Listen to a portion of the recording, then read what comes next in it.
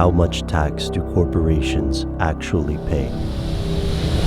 You can turn back now or learn the stuff they don't want you to know.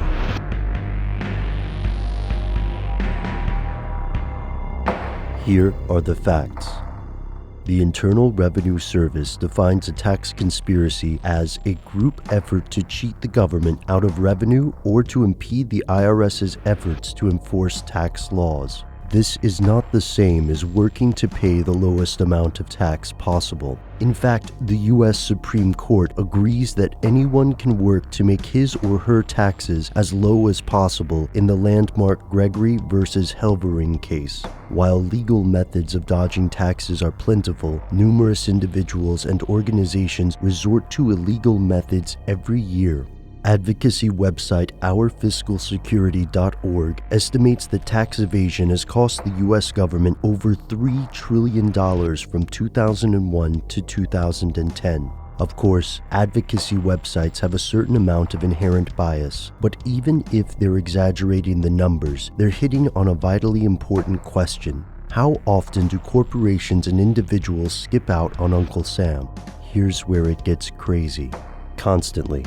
According to a 2013 article by Nelson D. Schwartz, corporations in 2010 paid a 12.6% tax rate, less than half of the official rate of 35%.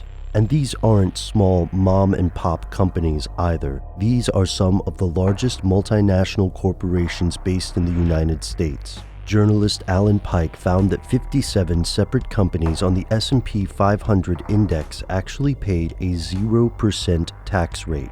In an absurd twist fit for Joseph Heller or Franz Kafka, companies that were profitable actually paid less than companies that took a loss. And, in the vast majority of cases, these companies were within their legal rights. The Byzantine U.S. tax system is riddled with loopholes and exemptions, while intricate accounting strategies using offshore shelters can prevent large amounts of revenue from ever being taxed.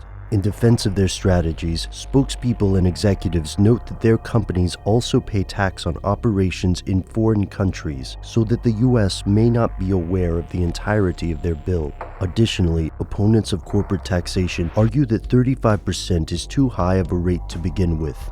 However, opponents of relaxed taxation and loopholes point out that intensive lobbying may have created a situation in which companies are indirectly dictating the government's position on taxation. This is not meant to imply that the IRS doesn't prosecute those who get caught illegally avoiding taxes. Numerous individuals and corporations have been busted. Apple CEO Tim Cook was even called to Congress recently to defend his company's accounting practices. And, in some cases, notorious criminals have been laid low by the prosecution of tax evasion alone. Regardless of your position on taxation, almost everyone can agree on a few things. First, the system is broken. Second, it is, to a degree, malleable. One of the most clear examples of this is found in what's called advanced pricing agreements, long-term deals between the IRS and companies which lock the IRS into an agreement for the company's multi-year tax plan. In the case of Oracle, these secretive agreements brought the company's tax rate down from 31% in 2003 to under 19% in 2013.